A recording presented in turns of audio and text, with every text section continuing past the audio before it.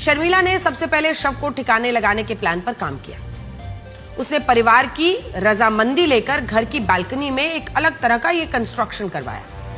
इस कंस्ट्रक्शन में मजदूरों को निर्देश दिए गए थे कि बालकनी में एक बॉक्स टाइप की चीज बनानी है जिसकी दीवारें करीब 2 से 2.5 फीट ऊंची हों।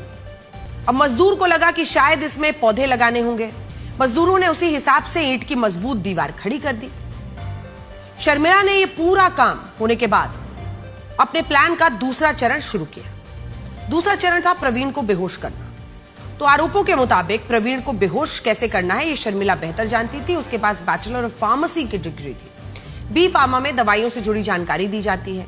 इसमें दवाइयों के फॉर्मूले, इंसानी शरीर पर उसका असर, सब कुछ बताया जाता है। तो शर्मिला को पता था कि प्रवीण को कौन सी दवा देनी है जिससे वो कई घंटे तक बेहोश हो जाए। उसने 31 जुलाई की रात को मौका देखकर प्रवीण को धोखे से कुछ खास दवाइयां खिला दी जिसे पुलिस नींद की दवा बता रही है।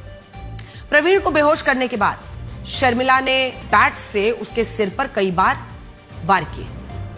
उसे लगा कि बेहोशी की हालत में वो पड़ा रहेगा और सिर पर लगी चोटों की वजह से मारा जाएगा। अब उसके लिए लाश को बालकनी वाली कब्र में दफनाना आसान होगा। सिर पर कई बार वार करने के बाद शर्मिला को लगा कि प्रवीण मर चुका है। अगले दिन सुबह शर्मिला ने प्रवीण को मरा हुआ समझकर बालकनी वाली कब्र में डाल दिया। लेकिन यहां एक नई चुनौती खड़ी हो गई।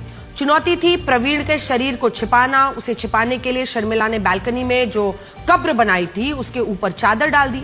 लेकिन असली प्लानिंग चादर डालना नहीं थी। बालकनी वाली कब्र की जो तस्वीरें सामने आई है उसमें पास में ही मार्बल का एक स्लैब है।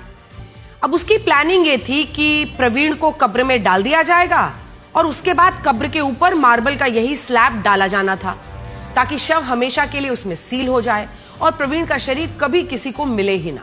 लेकिन शर्मिला की प्लानिंग में एक चूक हो गई। मार्बल का ये स्लैब इतना भारी था कि वो अकेले इसे उठाकर रख ही नहीं पाई। इसके लिए शर्मिला ने कुछ मजदूर बुलवाए। मजदूरों को कब्र सील करना था। उसी वक्त हवा का झोंका आया जिसने पूरे मामले का खुलासा कर दिया।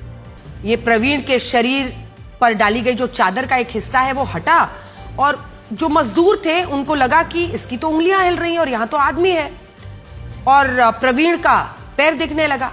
मजदूरों ने देखा कि प्रवीण के पैर की उंगलियां हिल रही थी। ये देखकर मजदूर घबरा गए। उन्होंने लगा कि घर में किसी व्यक्ति को जिंदा समाधि दी जा रही है। मजदूरों ने तुरंत पुलिस को भी यही फोन किया और पुलिस को कहा कि यहां तो इस घर में एक आदमी जिंदा समाधि ले रहा है। अब जब तक पुलिस पहुंचती तब तक शर्मिला ने प्रवीण के शरीर को बालकनी से हटाकर बेडरूम में छिपा दिया। पुलिस ने जब घर की जांच की तो उन्हें प्रवीण जख्मी हालत में जमीन पर गिरा हुआ मिला। पुलिस ने पूछताछ की तो शर्मिला ने अपना जुर्म कबूल कर लिया है।